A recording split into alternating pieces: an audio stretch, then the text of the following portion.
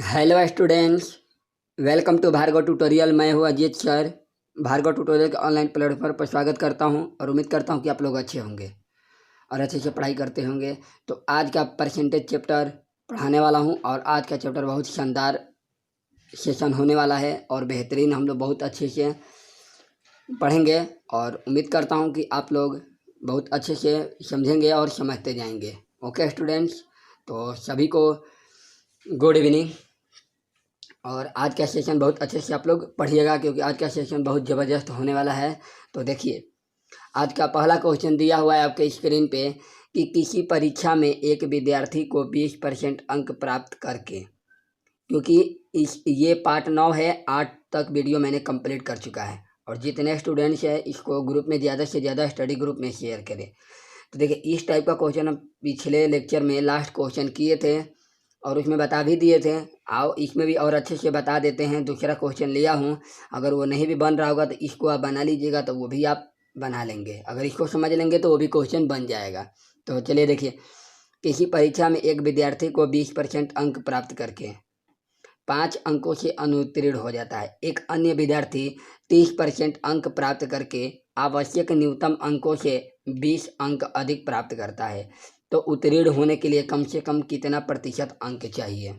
Okay, तो उत्तीर्ण होने के लिए कम से कम कितना अंक चाहिए? तो देखिए, किसी परीक्षा में एक विद्यार्थी को 20% अंक, कहने का मतलब ये है कि कोई परीक्षा हो रहा है, एक विद्यार्थी 20% अंक लाए, एक विद्यार्थी 30% अंक लाए। एक विद्यार्थी जो है 5 अंकों से फेल हो गया है, 20% अंक लाने के बावजूद वो 5 अंक से फेल हो गया है। ओके, एक विद्यार्थी की 30% अंक से पास भी हो गया है, लेकिन और पासिंग मार्क से वो ज़्यादा नंबर भी ला दिया है। ओके, तो इस क्वेश्चन को हम बनाने के लिए क्या करेंगे कि दोनों विद्यार्थी का जो पासिंग परसेंटेज होता है उसको हम बराबर रखेंगे। ओके, क्योंकि दोनों विद्यार्थी का पासिंग परसेंटेज बराबर रहेगा तो हम पास उत्तीर्ण होने का प्रतिशत निकाल लेंगे, क्योंकि उसका भी पास का परसेंटेज बराबर रहेगा और उसका भी बराबर रहेगा। तो किसी एक पे चलिए हम बनाते हैं। देखिए, ये पास है, पहला विद्यार्थी 20% अंक लाया है, तो 20% कितना अंक से फेल हो गया है? तो 5 अंक। तो जब 5 अंक से फेल हुआ है तो हम 5 अंक दे देंगे तो ये पास हो जाएगा। ओके, चलिए अगला देखिए, दूसरा विद्यार्थी जो है 30% अंक लाया है, लेकिन ये 30% से पास हो गया है। ये तो पास नहीं हुआ था, ये फेल हुआ था, लेकिन ये 30% से क्या हुआ? पास हुआ है। और पास होने के बावजूद भी यह 20% अंक अधिक ला दिया है। 20% अंक क्या किया है? अधिक ला दिया। तो जब अधिक लाया, ये पासिंग मार्क्स है और ये भी पासिंग मार्क है, क्योंकि ये तो 5 जोड़ दिए तो ये भी पास ही है, लेकिन 20 अंक ज़्यादा ला दिया तो हम घटा देंगे तो बराबर हो जाएगा, क्योंकि ये भी 30% पास है, ये तो घटा दिए तो ख़त्म हो गया पास, और ये भी पासिंग मार्क, दोनों आपस में क्या है? बराबर है।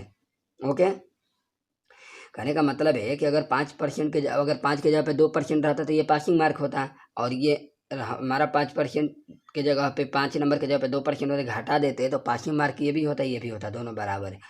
तो चलिए बनाते हैं, परसेंटेज को एक तरफ ले जाते हैं। अरे सॉरी, ये 5 नहीं होगा, यहाँ पे 20 अंक। तो परसेंटेज को एक तरफ लाते हैं, 20 को इस साइड लाएंगे तो घटेगा, तो कितना होगा? 10%। और इस 20 को इधर लाएंगे तो कितना हो जाएगा? 25 हो जाएगा। ओके, तो 10% का वैल्यू 25 है। तो आपसे पूछ रहा है कि उत्तीर्ण होने के लिए कम से कम कितना अंक चाहिए उत्तीर्ण होने के लिए? तो देखिए, आप चाहेंगे तो यहाँ टोटल मार्क भी निकाल सकते हैं। कहने का मतलब परीक्षा कितना नंबर का है, 500 नंबर का है कि 400 नंबर का है, इसी में भी आपको वो भी बता दे रहा हूँ। ठीक है, तो देखिए कैसे निकलेगा। तो 10% का मान 25, तो परीक्षा का कुल अंक कैसे निकलता है? कुल अंक के लिए 100 माना जाता है, तो 100% बराबर कितना हो जाएगा? 10% का मान 25 है तो 100 का मान कितना हो जाएगा? ये कितना गुना है? 10 गुना, तो ये भी 10 गुना हो जाएगा। 10% का मान 25 है तो ये ऑटोमेटिक क्या हो गया? 100 हो गया। तो कितना गुना है? 10 गुना, तो ये भी 10 गुना हो जाएगा, तो कितना हो जाएगा? 250, यानी 250 पर पासिंग मार्क है। ओके, तो आपको ये नहीं ध्यान देना है, आपको तो क्या निकालना है? पासिंग मार्क निकालना है। तो चलिए हम पासिंग मार्क निकालते हैं, पासिंग परसेंटेज। ओके, तो 20% तो दिया है और 5% का मान निकालना है। तो आप यहाँ ध्यान दीजिएगा एक पॉइंट, 10%, जिसको मैं हटा रहा हूँ, ठीक है। चलिए, 10% का मान है कितना? 250। ओके, तो 10% का मान जब 250 है, कोई बात नहीं, आप इसको रखे रहिएगा, आप लोग को काम करेगा। ठीक है, मैं आप लोग को यहाँ बता रहा हूँ। देखिए, 5 नंबर का परसेंटेज में कन्वर्ट करना है, 5 की जगह 5 को परसेंटेज में बना देंगे तो हमारा हो जाएगा। तो 10% पे 25 नंबर पे कितना मिल रहा है? 10%। ओके, क्योंकि 25 नंबर पे हमको 10% मिल रहा है तो 5 नंबर पे कितना मिलेगा? 5 नंबर पे कितना परसेंट मिलेगा? ओके, तो 25 का मान 10%, तो 1 का मान कितना हो जाएगा? जल्दी बताइए। तो 10/25 लिख सकते हैं ना। 25 का मान 10, तो 5 का मान कितना हो जाएगा? 10/25। और 5 का मान निकालना है तो हम 5 के बाद, तो 5×5 = 25 और 5 दूनी के 10, कितना हो जाएगा? 2%। तो यहाँ 5 का मान कितना निकल के आया? 2%, यानी कितना हो जाएगा? 22%। बस कुछ नहीं है क्वेश्चन में। ओके, कहने का मतलब है कि ये 5 अंक को हम परसेंटेज में बदल देंगे तो हमारा आंसर आ जाएगा। तो 25 नंबर पे 10% मिल रहा है तो 5 नंबर पे कितना मिलेगा? तो 25 पे 10%, तो 1 पे 10/25। ओके, अब ये सोच रहे हैं कि परसेंटेज सर 100 लिखे, नहीं, ये परसेंटेज में निकल के आएगा तो दोनों परसेंटेज है तो कट ही जाएगा, कोई मायने नहीं रखता है। तो 5 का मान कितना होगा? ऐसे कैलकुलेशन करके 2%। अगर आप चाहते हैं तो इस पे भी निकालेंगे तो वही बात आएगा। अगर इस नंबर पे भी निकालेंगे तो वही परसेंटेज आएगा, इस पे भी निकालेंगे तो वही परसेंटेज आएगा। देखिए आपको निकाल के बता रहा, कोई देखिए इसमें बताना जरूरी नहीं है, क्वेश्चन तो आपको इतने में ही हो गया है। ओके, कोई बात नहीं, आप लोग निकाल लेना, इससे भी निकल जाएगा। तो एक बार और देख लीजिए, 20% पासिंग मार्क है, 5 अंक से फेल हो गया तो 5 दे दिए। दूसरा विद्यार्थी 30% लाया है और 20 अंकों से फेल हो गया है तो 20 मैंने कम कर दिया। तो पासिंग मार्क दोनों है, परसेंटेज को एक तरफ लाए तो ये 10% और इसको इस तरफ लाए तो ये 25 हो गया। तो 10% बराबर 25। अगर मान लो बाय द वे आपसे पूछ देता कि कुल अंक बताइए, तो कुल अंक कितना होता है? 100% लिया जाता है कुल मान, तो 250 अंक है। लेकिन हमसे ये नहीं पूछा है, हमसे तो पासिंग परसेंटेज पूछा है। तो देखिए 25 पासिंग यही है, पासिंग यही है। तो चलिए 20% हो गया और 5 अंक को परसेंटेज में बना ले रहा हूँ। तो आपको मालूम है कि 25 नंबर पे 10% मिल रहा है। देखिए 25 नंबर पे 10%, तो 5 नंबर पे कितना मिलेगा? 10/25 × 5 यानी 2%, यानी 22%। C number option. चलिए, अगर जिसको नहीं समझ में आया होगा, उम्मीद करता हूँ कि अगले क्वेश्चन में आप लोगों को बहुत अच्छे से समझ में आ जाएगा। तो चलिए देखिए अगला प्रश्न करते हैं इसी टाइप पे। तो चलिए स्टूडेंट्स, अगला प्रश्न 2 नंबर देखते हैं। 2 नंबर प्रश्न दिया हुआ है कि किसी परीक्षा में एक छात्र को 20% अंक प्राप्त करके 30 अंकों से फेल हो जाता है। ओके, और परंतु अन्य छात्र 32% अंक प्राप्त करके पास होने वाले अंकों से 42 अंक अधिक प्राप्त करता है। तब पास होने के लिए अंकों का प्रतिशत बताएं। तो जल्दी बनाइए आप लोग। अब तो मैं आप लोग को बता दिया हूँ और आप लोग जल्दी बना भी लेंगे। तब पास होने के लिए अंकों का प्रतिशत बताना है और साथ में आप लोग अंक भी निकाल लीजिएगा कि टोटल अंक कितने का है। कभी कभी अंक भी पूछ लेता है, तो अंक निकालने में कोई दिक्कत नहीं है।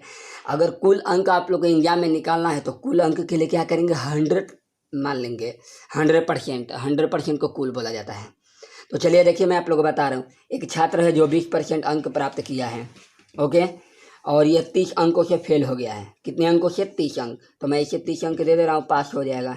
बराबर दूसरा छात्र है 32% अंक प्राप्त किया है और वो भी 42 अंक अधिक लाता है। तो जब अधिक ला रहा है, कहने का मतलब ये पासिंग मार्क है, ये पासिंग प्रतिशत है, तो ये भी पासिंग प्रतिशत रखना। लेकिन 20% से पास हो गया है, तो जब पास हो गया है तो 42 अंक अधिक लाया है तो उससे हमको मतलब नहीं है, उसको घटाना ही पड़ेगा। तो -42। चलिए प्रतिशत को एक तरफ ले जाते हैं, तो इसको उस तरफ ले जाएंगे तो घटेगा तो कितना हो जाएगा? 12%। ओके, और 42 को इधर लाएंगे तो कितना हो जाएगा? 72। ओके, देखिए ये इधर आएगा तो प्लस हो जाएगा तो 72 हो जाएगा। तो 12% का मान कितना हो गया? 72। ओके, अगर आप चाहते 1% का मान भी निकालना तो निकाल सकते हैं। 1% का मान निकालने के थोड़ा कैलकुलेशन और ईजी हो जाता है। तो 1% का मान कितना हो जाएगा? 12% का तो बरछक 72, 6% हो गया ना। अब ये जल्दी निकाल लेंगे। देखिए, तो पासिंग नंबर निकालना है 20%। अब उस कैलकुलेशन से आप बच जाएंगे जो आपको 12/72 गुने इतना करना पड़ता था, 30। देखिए 1% में 6 नंबर पे 1%, तो 30 नंबर पे कितना बनेगा? 6×5 = 30। 6 नंबर आप ला रहे हैं तो आपको 1% मिल रहा है, तो 30 नंबर पे कितना बनेगा? 6×5 = 30, 5%। ओके, तो कितना हो जाएगा? 25%। अगर आप 100 निकालते तो कितना हो जाता? 600। ओके, अगर कुल अंक निकालना रहता तो 600 हो जाता। समझ गए आप लोग? कहने का मतलब मैंने इस, अब कुछ लोग बोलेंगे कि सर आप इसको काटिए मत, जो शुरू वाले से पहले बताए थे उसे भी बता दीजिए। तो कोई दिक्कत नहीं है। देखो देखिए, अगर मान लीजिए आप देखिए कितना है दिया है आपको, 12% बराबर 72, सॉरी अंक निकालना है ना, अंक का प्रतिशत निकालना। तो 72 नंबर पे कितना मिल रहा है? 12%। तो यहाँ पे 30 नंबर है, क्योंकि 20% तो मालूम है ही है, 30 नंबर को प्रतिशत में कन्वर्ट कर रहे हैं। तो 30 नंबर पे कितना मिलेगा? तो 12/72 और गुने 30। तो देख लीजिए, 12×72, 6×5 = 30। 5 नंबर मिल ही रहा है, 5 इसमें जोड़ देंगे तो कितना हो जाएगा? 25 हो जाएगा। तो 25% हो जाएगा। उम्मीद कर, अब चाहे इस तरह भी बनाए और चाहे इस तरह बनाए, क्योंकि अगर जब कट रहा है तो हम इसको काट देंगे तो मेरा कैलकुलेशन ईजी हो जाएगा। यहीं पे देखिए, 12×72 यानी 1% पे 6 नंबर मिल रहा है, यानी 6 नंबर पे 1% मिल रहा है। तो 30 नंबर पे कितना मिलेगा? 5%। 20% ये है तो कितना हो जाएगा? 25%। यानी पासिंग प्रतिशत कितना हो जाएगा? 25%। यानी डी नंबर ऑप्शन। उम्मीद कर रहा हूँ कि आप लोग को बहुत अच्छे से समझ में आ रहा होगा। चलिए इस टाइप का एक और प्रश्न कर लेते हैं, उसके बाद थोड़ा सा हम टाइप चेंज करेंगे। ओके स्टूडेंट्स, तो चलिए एक और प्रश्न कर लेते हैं कि आप लोग का कंसेप्ट थोड़ा क्लियर हो जाएगा। चलिए स्टूडेंट्स, अगला प्रश्न देखते हैं। अगला प्रश्न दिया हुआ है 3 नंबर कि एक परीक्षा में अनीता को 31% अंक मिले और वह 16 अंकों से अनुत्तीर्ण हो गई। सुनीता ने 40% अंक प्राप्त किए और उसे आवश्यक उत्तीर्ण अंक से 26 अधिक अधिक मिले। तो उत्तीर्ण होने के लिए न्यूनतम अंक ज्ञात करें। अब इस क्वेश्चन में इस बार आपको प्रतिशत या कुल अंक ना पूछकर आपसे पूछ दिया है कि पास होने का न्यूनतम अंक बताइए, कि बताइए वो पासिंग मार्क कितना दिया हुआ है, कितने नंबर पे पास होना है, आपसे यह पूछ दिया इस क्वेश्चन में। तो आपको तो मैंने परसेंटेज से बता दिए थे कि कैसे परसेंटेज निकलेगा। ओके, और मैंने आप लोगों को कुल मार्क भी निकाल दिया था कि 100 से कर देंगे मल्टीप्लाई तो आपका कुल अंक निकल जाएगा कि परीक्षा का कुल अंक कितना है। लेकिन अब आपको पास होने का न्यूनतम अंक कैसे निकालना है, तो चलिए मैं आप लोगों को जल्दी बता रहा हूँ। तो आइए देखिए, अनीता 31% अंक लाई है। देखिए, ये जरूर नहीं है अनीता हो या सुनीता हो, दोनों का पासिंग मार्क बराबर ही रहेगा। ओके, दोनों का पासिंग मार्क बराबर ही रहेगा। तो अनीता और सुनीता लिखने की कोई ज़रूरत नहीं है। 31% अंक लाई है। ओके, और कितने अंकों से फेल हो गई है? तो 16 अंकों से। देख लीजिए, 16 अंकों से अनुत्तीर्ण हो गई है। तो मैं 16 अंक से दे रहा हूँ, पास हो जाएगी। ओके, फिर सुनीता 40% अंक लाई है और वो आवश्यक उत्तीर्ण अंक से 26 अंक अधिक लाई है। तो जब, कहने का मतलब है, जब पासिंग मार्क से ज़्यादा नंबर ला दी है तो भाई घटाना पड़ेगा, क्योंकि हमके पासिंग मार्क दोनों को बराबर रखना पड़ेगा। दोनों बराबर रख रहे हैं तो 56 माइनस करेंगे। ओके, तो चलिए देखिए, मैं जब 31% को राइट साइड में लेकर जाऊंगा तो माइनस होगा, तो 31 में से 40 घटेगा तो कितना हो जाएगा? 9%। 56 को जब इधर लाऊंगा तो प्लस हो जाएगा, तो 6 6 12, 5 1 6 1 7 हो जाएगा। यानी 9% का मान कितना हो गया? 72। अब देखिए, यहाँ पे तो आपको ये नहीं पूछा है ना कि कुल अधिकतम अंक बताइए कितना है, अधिकतम अंक कितना है, ये तो नहीं पूछा है आपसे। पासिंग मार्क पूछा है। तो याद रखिए, देखिए पास नंबर ये भी है और ये भी है, चाहे इस पर रख सकते हैं चाहे इस पर रख सकते हैं, दोनों पे बनेगा। तो 9% का मान 72 दिया है, तो आपसे तो सिर्फ यही 31% का अंक निकालना है। अंक तो 16 दिया ही है, आपको अंक ही निकालना है ना, क्योंकि अंक बताना है। तो 9% का मान 72 है, तो 31% का मान कितना होगा, यही तो निकालना है। 31% का अगर अंक निकल जाएगा तो हम इसमें जोड़ देंगे, हमारा आंसर आ जाएगा। तो चलिए देखिए, 9% का मान 72, तो 1% का मान 72/9 और गुणे 31 का मान 31 हो जाएगा। ओके, क्योंकि दोनों परसेंटेज है तो परसेंटेज से परसेंटेज कैंसिल हो जाता है, इसमें कोई मायने नहीं रखता है। तो 9 8 72, कितना आ जाएगा? 8 का 8 अतिरिक्त 24, यानी 248। आप देखिए पास ही 31% का मान 248 आ ही गया और प्लस में 16, इसको ऐड कर देंगे तो 8 6 14, 4 1 5 1 6 और 2 1 नहीं, 2 का 2 होगा। 8 6 14 के 4 4 1 5 1 6 हो गया, 2 के 2, यानी कितना हो गया? तो 264 पासिंग मार्क। कुछ क्वेश्चन में है नहीं, आपको यहाँ 1% भी निकाल लेते तो कोई दिक्कत नहीं होता है। 1% का मान अगर 8 आता तो 31% का मान कितना हो जाता? गुना कर देते तो 248 होता, वही बात होता। अगर करते आप कि 9 8 72, 1% का मान 8, तो 31% का मान कितना हो जाता, 8 ले गुना कर देते। देखिए गुना हुआ है ना। तो आप अपने माइंड को जितना आप डेवलप करेंगे, जितना आप विकसित करेंगे, जितना आप सोचेंगे कि कैसे क्या हो रहा है, ऐसे हम करेंगे तो ऐसे क्यों नहीं होगा, आप कीजिए खुद। अपने माइंड को जितना सोचेंगे उतना सोचते जाएंगे, ठीक है। तो एक बार और देख लीजिए, 31% प्लस 16 तो 40% माइनस 56, तो हमने 9% बराबर 72। तो आपसे परसेंटेज नहीं पूछा, अंक पूछा है। तो 31% को अंक में कन्वर्ट कर देंगे तो इन दोनों को जोड़ देंगे। इस समय प्रतिशत में नहीं कन्वर्ट करना है, इसमें अंक में बनाना है। 31% का मान निकाल दीजिए तो 248 आ गया, यही 248 जोड़ दिए तो 264 हो गया। तो उम्मीद कर रहा हूँ कि आप लोगों को समझ में आ रहा होगा। ओके स्टूडेंट्स, तो आप देख रहे हैं कैसे कैसे क्वेश्चन घूम घूम के आ रहा है। ये एसएससी सीजीएल 2020 का है। जब मैंने एसएससी सीजीएल का प्रैक्टिस सेट बना रहे थे तो उसमें ये आया हुआ था कुछ, तो 2020 का है। ओके, तो चलिए हम अगला प्रश्न देखते हैं। चलिए स्टूडेंट्स, तो अगला प्रश्न 4 नंबर देखते हैं। एक परीक्षा में 3 पेपरों में किसी परीक्षार्थी को पास होने के लिए कुल 35% अंक प्राप्त करने होते हैं। कहने का मतलब है एक परीक्षा में 3 पेपरों में किसी विद्यार्थी को पास होने के लिए 35% अंक की आवश्यकता है। कितने परसेंट? 35%। एक पेपर में 150 में से 62 अंक, मतलब एक पेपर हुआ जिसमें से 150 में से 62 अंक, दूसरे में 150 में से 35 अंक मिले, पर तीसरे पेपर में 180 में से पास होने या योग्यता प्राप्त करने के लिए कितने अंकों की आवश्यकता है। ओके, तो कहने का मतलब है इस क्वेश्चन को हम समझेंगे कैसे। तो देखिए, कहने का मतलब है कि 3 पेपर हो रहा है, किसी परीक्षार्थी को पास होने के लिए कुल कितना परसेंट चाहिए, तो 35% अंक चाहिए। कुल कितना परसेंट चाहिए? 35%। लेकिन कह रहा है कि पहला पेपर में 150 में से 62 अंक लाना है, दूसरे में से 150 में से 35 अंक लाना है, और तीसरे में से 180 में पूछ रहा है कि तीसरे में 180 में से पास होने या योग्यता प्राप्त करने के लिए कितने अंक चाहिए। कहने का मतलब तीसरे पेपर में पास होने के लिए कितना अंक चाहिए, आपसे यह पूछ रहा है।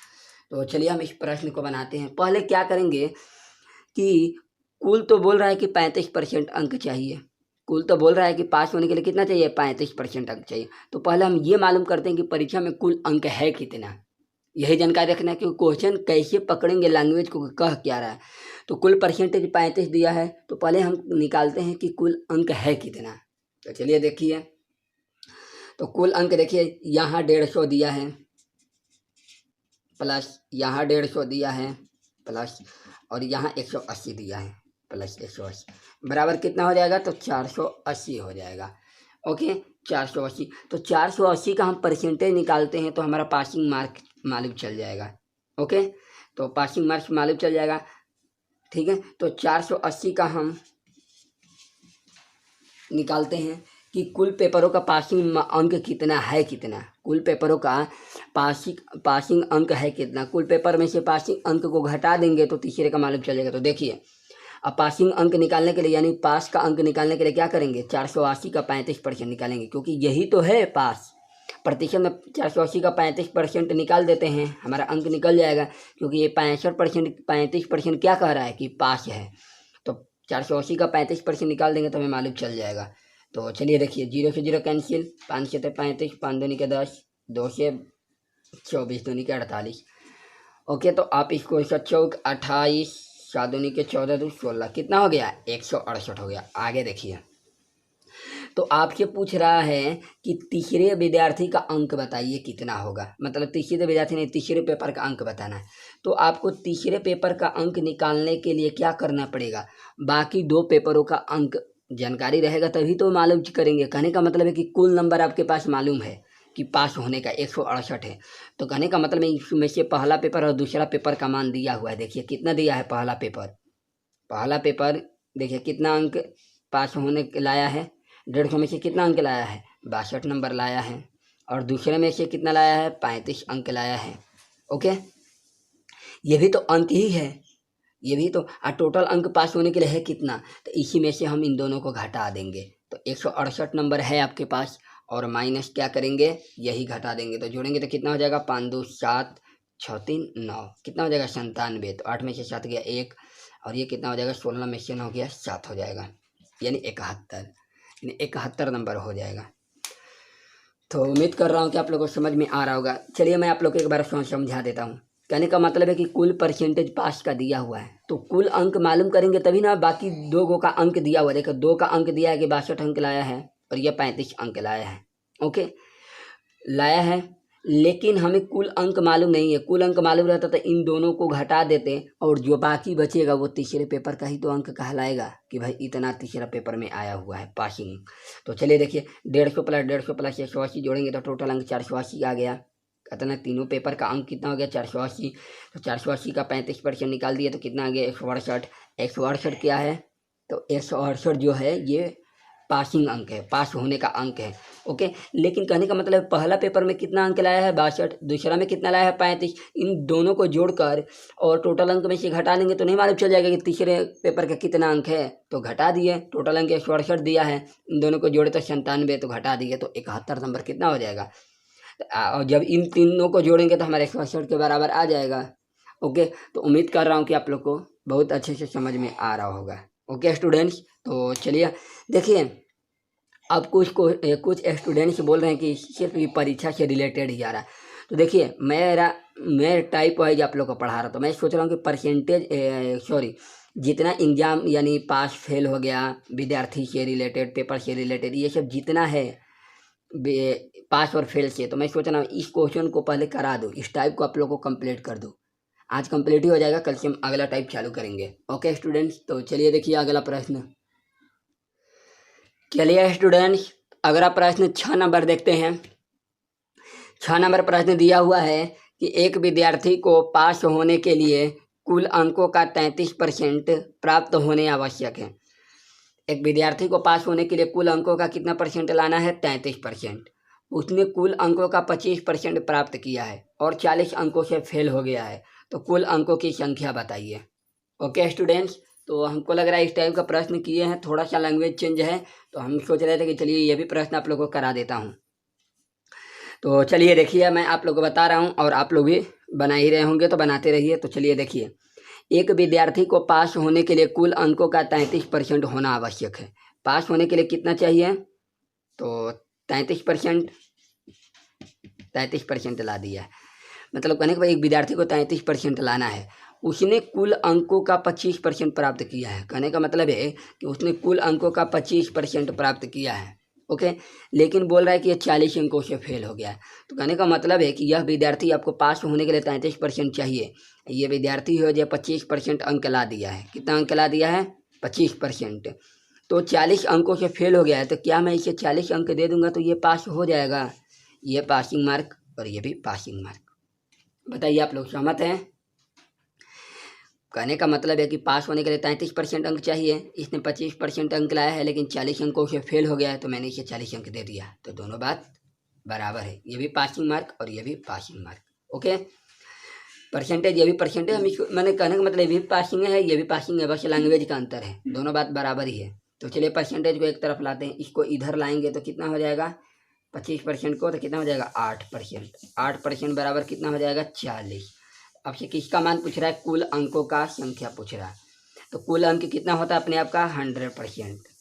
तो 8% बराबर 40, तो 1% बराबर कितना हो जाएगा, 40/8 और गुणे 100, तो कितने बार में जाएगा, 8×5=40, तो कितना हो जाएगा, 5।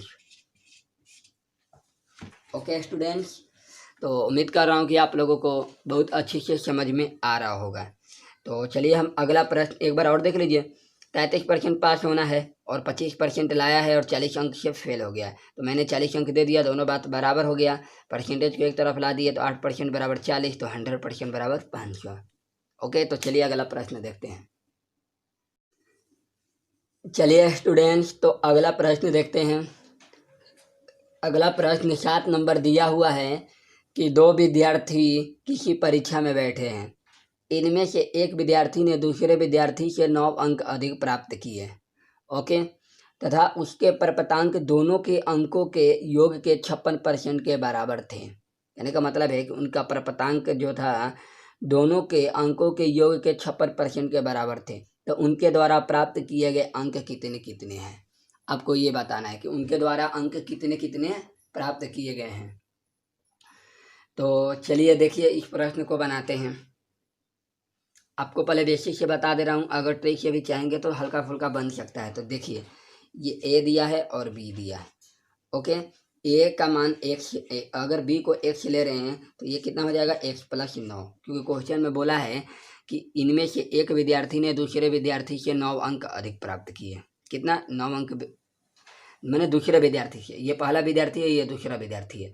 तो दूसरा विद्यार्थी एक्स है तो पहला विद्यार्थी कितना हो जाएगा एक्स प्लस 9, क्योंकि दूसरे विद्यार्थी से 9 अंक अधिक प्राप्त किया है। ओके, तो एक्स प्लस 9। लेकिन आगे एक आपके लैंग्वेज में देखिए प्रश्न क्या बोल रहा है, बोला कि उसके प्रपतांक दोनों के अंकों के, मतलब उसके प्रपतांक दोनों के अंकों के योग के 56% के बराबर थे। यानी कि मतलब प्रपतांक मतलब उनका अंक, तो इसका अंक क्या है एक्स प्लस 9 है। कितना है एक्स प्लस 9। कह रहा है कि उसके प्रपतांक दोनों के अंकों के तथा उसके प्रपतांक दोनों के अंकों के योग के बराबर है। ओके, तो चलिए देखिए ये कितना हो जाएगा एक्स प्लस 9, क्योंकि अब अधिक हैं तो अब ये ए का मान हो गया। ओके, तो दोनों के अंकों के, देखिए दोनों के अंकों के योग के 56% के बराबर है, उसके प्रपतांक दोनों के अंकों के, ठीक है ना। तो दोनों का अंक कितना हो जाएगा 2x। ओके ओके 2x, और ये कितना हो जाएगा योग दोनों करेंगे तो कितना हो जाएगा प्लस 9। ये आपस में क्या है बराबर है, कितने के बराबर है 56% के बराबर है। क्या बोला है 56% के बराबर, तो हमने 56% कर दिए। तो 56% बटा में 100। ओके, देखिए एक बार और समझ लीजिए, कह रहा है कि उसके प्रपतांक, उसके मतलब कि जो आपको जब तथा लगा के उसके बोल देता है तो समझिए कि पहले के बारे में चर्चा हो रहा है। किसके बारे में? पहले के बारे में चर्चा हो रहा है, पहले स्टूडेंट्स का। देखिए कह रहा है कि उसके प्रपतांक तथा लगाकर, मतलब और उसके प्रपतांक यानी पहले का ए का, तो ए का हो गया प्रपतांक कितना एक्स प्लस 9। बोल रहा है कि दोनों के अंकों का योग, दोनों के अंकों का योग, तो योग कर दिए हम, तो जोड़े तो 2x और 9, उसका 56% के बराबर थे तो हमने 56% कर दिए। ओके स्टूडेंट्स, तो चलिए देखिए अब इसको कैलकुलेशन करते हैं। देखिए 14 से 4 से काटेंगे तो 14 बार में, 4 से काटेंगे तो 25 बार में। चलिए गुना कर लेते हैं, तिरछा तिरछी गुना हो जाएगा। तो ये कितना हो जाएगा 25x प्लस 25 नामा 225 बराबर 14 दूनी 28x प्लस 14 नामा कितना होता है 26 126। ओके स्टूडेंट्स, इसे इसमें गुना किए तो 25x और ये 25 नामा 225। अब 14 से 14 दूनी 28, 14 नामा 126। तो चलिए आगे देखिए, अब x को एक तरफ ला रहे हैं तो इसको इधर लाएंगे, क्योंकि ये छोटा है तो इसको इधर लाएंगे तो माइनस होगा, तो कितना हो जाएगा 3x। और इसको इधर लाएंगे तो इसको इधर ले गए हैं तो 225 126 को इधर लाएंगे तो कितना हो जाएगा आपका, तो 15 में से 6 गया 9 और 11 में से 2 गया 9, यानी 99। तो कितने बार में जाएगा 33 बार में, यानी x का मान 33 आ गया। तो बोल रहा है कि उनके प्राप्त अंक बताइए, तो x का मान 33, जब इसका 33 आ गया तो इसका कितना हो जाएगा, तो 33 प्लस 9 कितना हो जाएगा 42। तो a का मान 42, तो b का मान 33। तो ऑप्शन कहाँ दिया हुआ है ए नंबर, 33 42 हो जाएगा। ओके स्टूडेंट्स, चलिए एक बार और जल्दी बता देता हूँ। देखिए बी को x मान लिए तो बोल रहा है ए जो है बी से 9 अंक अधिक लाया है तो x प्लस 9 कर दिए। बोल रहा है कि उसके प्रपतांक मतलब ए का बारे में चर्चा हो रहा है, तो x प्लस 9 दोनों के अंकों के योग कर दिए। योग कर रहा है तो योग और 56% के बराबर था 56%। इसको कैलकुलेशन आप करेंगे तो x के बराबर 33 आ जाएगा, तो x का मान 33 कर दिए, इसमें जोड़ दिए तो कितना हो गया हमारा 39। ओके स्टूडेंट, तो उम्मीद कर रहा हूँ आप लोग समझ में आ रहा होगा। चलिए इसका अगर शॉर्ट ट्रिक देखना चाहते हैं तो आइए देखिए मैं बता रहा हूँ। चलिए देखिए, दो विद्यार्थी है परीक्षा में, टोटल कितना होता है, कुल अंक कितना होता है, कुल 100 होता है, 100 होता है। ओके, तो चलिए देखिए ए और बी जल्दी बनाने के लिए यहाँ पे ध्यान देना तथा उसके प्रपतांक, उसका मतलब ए के बारे में कह रहा है 56% के बराबर थे। 56% यानी ए जो है 56% के बराबर थे, तो कहने का मतलब है कि दोनों तो 100 होगा ही, क्योंकि दोनों अपने आप में मिलकर 100 हो रहा था। जब 56% कह दिया तो ए का मान 100 का 56 निकालेंगे तो कितना हो जाएगा 56 हो जाएगा। 100 का 56% निकालेंगे तो कितना हो जाएगा? 56 हो जाएगा। जब 100 में से 56 ये है तो ये कितना हो जाएगा? 44।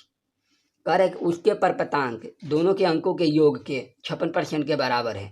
तो हमने ये जो 56% दिया है जब उसके बारे में कह दिया तो ये 56 हो गया ए का और 44 बी का हो गया। क्योंकि देख लीजिए अगर आप बी का लेते, सॉरी अगर मान लीजिए बाय द वे लैंग्वेज नहीं भी समझ में आ रहा है, तो अगर आप 56 बी को लेते या 44 ए का दे देते तो कभी ए से अधिक होता है, ए अब बी से अधिक होता है नहीं ना होता। ओके, और देखिए नहीं ना होता तो बस अधिक देखना है। कह रहा है कि इनमें से विद्यार्थी ने दूसरे विद्यार्थी से कितना अंक लाया है? 9 अंक अधिक लाया है। तो अधिक लाया तो कहने का मतलब ए का मान अधिक होना चाहिए, इसीलिए मैंने ए को 56 लिया। और कोई भी परसेंट अपने आप का 100 होता है तो 100 में से घटाएंगे तो कितना हो जाएगा? 44 हो जाएगा। यानी 56 और 44 ये माना गया है, ये नहीं कि एग्जैक्ट मान आ रहा है। ओके, अब कुछ कहेंगे कि सर ये 9 अधिक नहीं है, ये 9 अधिक नहीं होगा, ये माना गया है क्योंकि 100 लिया गया है, ठीक है ना। तो चलिए देखिए तो ये कितना अधिक है, देखिए तो अपने आप ये कितना अधिक दिया है। देखिए तो 6 में से 4 गया 2, 5 में 4 गया 12, 12 अधिक है। लेकिन रियल में कितना अधिक है? 9 अधिक है। ये 12 में ये 9 आपस में क्या होंगे? बराबर। ये कहने का मतलब है जो हमने मान निकाला था ये 12 आया था, लेकिन रियल में कितना अधिक था? तो 9 अधिक है। तो दोनों आपस में क्या है? बराबर है। ओके, तो अगर आप किसका मान निकालना चाहते हैं, अगर एक का मान निकालना चाहते हैं तो एक का निकाल लीजिए, क्योंकि एक का मान निकलेगा तो जिसका मान पूछा जाएगा उसमें हम गुना कर देंगे। तो 9 बटा में कितना हो जाएगा? 12। तो कितना हो जाएगा? 3 तिया 9, 3 चौके 12। अब जिसका मान आपको निकालना है आप निकाल लीजिए, कोई दिक्कत नहीं। जब एक का मान निकल गया 3/4 आ रहा है तो 44 का मान कितना होगा? गुना कर दीजिए। 56 का मान कितना होगा? गुना कर दीजिए। तो चलिए देखिए 56 का अगर ए का मान निकालना है तो 56 गुणे 3/4 कर देंगे तो 14 चौके 56 कितना हो गया? 42। ओके स्टूडेंट्स, अगर आप बी का निकालना चाहते हैं तो बी का कितना दिया है? 44 गुणे 3/4 तो 11 चौक 44, 11 3 33, ए का मान 42, बी का मान 33। ओके स्टूडेंट, चलिए एक बार और देख लीजिए जल्दी फटाफट। ए को 56 लिए तो बी को 44 लिए। अब आप बी को अगर 56 ले लेते ए को 44 ले लेते तो अधिक नहीं ना होता? ए अधिक, ए का मान अधिक होना चाहिए, इसलिए मैंने ए को 56 लिया और बी को 44 लिया। कितना अधिक है? 12 अधिक है। लेकिन रियल में कितना अधिक है? 9। तो 12 का मान 9 तो एक का मान 3/4 आ गया। ओके, तो एक का मान जब 3/4 आ रहा है तो 56 का मान कितना होगा? गुना किया जाता है।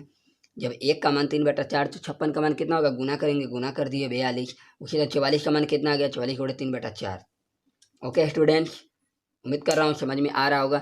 अगर आप लोग को क्वेश्चन सारा समझ में आ रहा है तो आप लोग इस चैनल को ज़्यादा से ज़्यादा शेयर करें। ओके स्टूडेंट्स, चलिए स्टूडेंट्स, तो आज का सेशन हम यहीं तक रखते हैं और उम्मीद कर रहा हूँ कि आप लोग का वीडियो बहुत अच्छे से समझ में आया होगा। तो आप लोग कमेंट सेक्शन में ऑफलाइन होने के बाद कमेंट करके ज़रूर बताइएगा वीडियो कैसा लगा और ज़्यादा से ज़्यादा इसे स्टडी ग्रुप में शेयर करें। तो थैंक यू स्टूडेंट्स, अच्छे से पढ़ते रहिए और अच्छे से रिवीजन करते रहिए। Bye, good night.